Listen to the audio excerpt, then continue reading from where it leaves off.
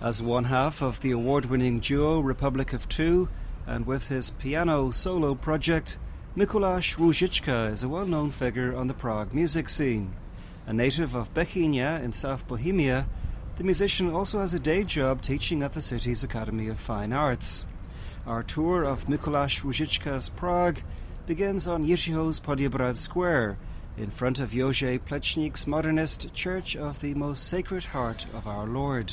I used to live in Letná, in Prague 7, which is also beautiful, district of the Prague. But like 1 year ago, I moved here to Vinohrady, and I took us here because I very often visit this place. You know, there are markets there with bio food, so we go very often to buy something, sweets, delis, you know, everything. The second reason is that I love this place. You know, there's a lot of people here, like chilling, you know, eating, drinking wine, and there's a church here. For me, one of the most beautiful churches I've ever seen. It was built by a very famous Slovenian architect, Jože Plečnik, in the 30s or 20s. And it's such an amazing place. So I'm quite often going to visit the church with my wife, and I love it here. Do you attend ceremonies at the church? Yeah, I do. Not every Sunday. I should, but I don't. I'm sorry. But yeah, quite often. As somebody who isn't religious, I don't go to churches. What's it like on the inside? It's very special. It has very special interiors with statues. It looks pretty empty, you know. It's just beautiful inside. You need to see that. It's very pure. It looks like in old times it was inspired by like very old churches, like before Gothic and even maybe earlier. So it's worth to see there. You mentioned that before you moved here you lived at Letná, which is also full of hipsters and cafes and so on, and it's also one of these areas that's improving a lot in Prague. How would you compare the two districts? It's very personal. I loved Letná because I studied Academy of Fine Arts, which is in Letná as well. I lived behind the corner in Kameničská Street for 8 years, so it was kind of home, like real first home, if I don't count my, you know, home in Bechyně, in town where I grew up. So it was like a hard thing for me.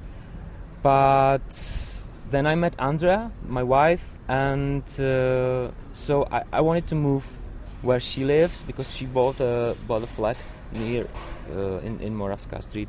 So we moved here, and I was kind of, you know, first I didn't want to go from Letná because I was used to run in Stomovka Park. It was 5 minutes to my work because I work as assistant in Academy of Fine Arts. So it was kind of I was used to live there, you know. I knew a lot of, you know, bars there. But when I moved after like 1 or 2 weeks, I forgot Letná almost at all, you know. For me, it's cleaner, it's closer to the center, it's like full of green because there's a lot of trees there, a lot of parks. Rigrovy Sady, Grébovka is beautiful. This is completely off the point of this square, but I think you're the first guest on My Prague who drives a moped. How do you find driving a moped in Prague? It's part of my life. I cannot imagine not having a moped right now because I became addicted, you know. It's very easy to get everywhere. It's very cheap. It's just a freedom for me. And is it dangerous? Are drivers generally patient, or how do you find actually being on the road on a moped here? Everything is dangerous, you know, in a way. But I'm trying to be careful. Of course, some of, you know, the drivers, they get angry when you overtake them, you know, in the crossroads or wherever where the signs are. So I'm trying to drive carefully, and of course I felt once, so I've got experience how to drive carefully, and I'm driving every day, so I'm trying to drive safe. It's not fast, you know, the Vespa, it goes like 40-50 kilometers per hour, so it's like a faster bicycle, I would say. From Jiřího's Poděbrad, Mikoláš Růžička and I take a short stroll to the leafy Moravská Street. Not far from the musician's apartment building is the cosy and welcoming Café v Kufru, and we take a seat in the cafe's peaceful garden. Café v Kufru is one of my most favorite cafes. It's 5 minutes from my flat, so I go here very often. It started 1 year ago, and we kind of helped those guys, you know, to open the cafes and to get know the people. That there's a really cool and beautiful place, new place in Moravská Street. We are friends with the guys, you know, they're very friendly. They cook their own cakes. It's just like if you're sitting in your own cafe or something. How would you describe the style here? I didn't get a chance to see so much of the interior as we came out to the courtyard, but it seems a little bit, at least, retro-looking. Yeah, exactly.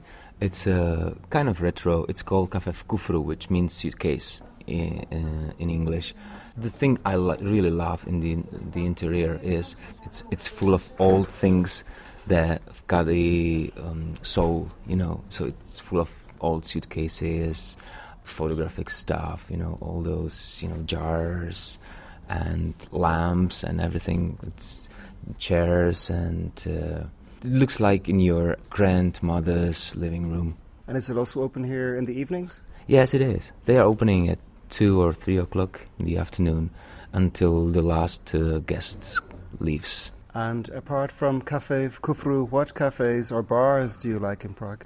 Very close, there's one cafe called Monolog, which is a pretty cool place as well. When I used to live in Letna, I quite often went to Bio Oko. They've got beautiful bar or cafe there as well. And yeah, Cafe Alchemist. It's a really cool place. They've got great cheesecake there. Yeah, and for example in Smíchov, there's a pretty new cafe called Kavárna, která hledá jméno, coffee that's searching for a name or something. And it's made out of old former fabric or something. It's a beautiful place and it's worth to see because they've got the bar made of very old, huge trunk of a tree, but just in one piece. It's incredible. You need to see that. Also, I've got to ask you, as a musician, what are the best music venues, do you think, in Prague? Roxy is great. Palace Acropolis is great. Arca Theatre, definitely. And to play music, which for you is the best venue as a musician performing? Divadlo Archa, I would say. They've got great sound there and equipment, everything. It's a beautiful space. They can build, you know, the elevation and everything. So it's theatre, but for music venues, for me it's the best. Our tour of Mikoláš Růžička's Prague concludes with a short and for me bracing ride on his moped down to the Vršovice district of the city, specifically to the local branch of the Sokol Sports Organization, where in the back there are well-tended tennis courts that look like they haven't changed in many years. The connection is simple. I started to play tennis and it's like a drug for me, and I love this place simply because of its atmosphere, you know. I come to play here very often, like 3-4 times a week, and I love the smell of the clay as well as the sound of the leaves, you know, the trees and the sunshine, because it's like, as you can see, the curds are on the sun, so it's simply a beautiful place to sweat and to train my body. Also, this place seems quite old school looking. For example, here beside us is an old wooden shed that's almost falling down. Yeah, it is. I think it's pretty old, and the head of the Kurds, the man, his name is Jarda Pilat, he's a beautiful guy, you know. I wouldn't say old guy, but he's like kind of old time gentleman, I would say. And everybody who comes here to play, the people are very interesting. A lot of artists and musicians and interesting people comes here to play tennis. So he created kind of community of very interesting people who really love tennis. And these courts are part of the Sokol in Vršovice. Do you have to be a member to play here? You don't have to be a member to play here, but I am a member of Sokol because it's cheaper, you know. You got the card. Is it hard to get in here? Do you have to book a long time in advance? How does that work?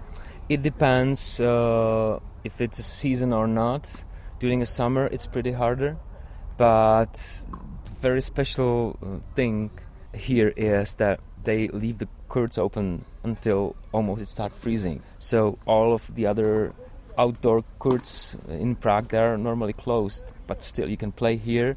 So last year, for example, we played in the 22nd December. It was the last day it was open.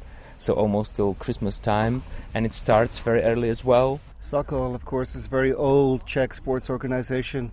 I think it's, 140 years old or something like that. Does that mean anything to you that it's a Sokol place? Not much, honestly. But I can, when I meet people here, and they are like Sokols, I can feel something special. They're kind of proud that they are Sokols, and you can feel the history of all this, Sokol, what it means for them. And do you come here at a particular time of day when you come? Mostly in the morning, because it's free. I try to wake up earlier and call my friend, so we meet here at 7:30 or 8. I've got the key from the gate, so we open this place and there's nobody there, just the smell of the clay and the morning breeze. It has a specific atmosphere, so we play alone here, and then Jarda comes and he makes a coffee for us. It's extraordinary, I would say.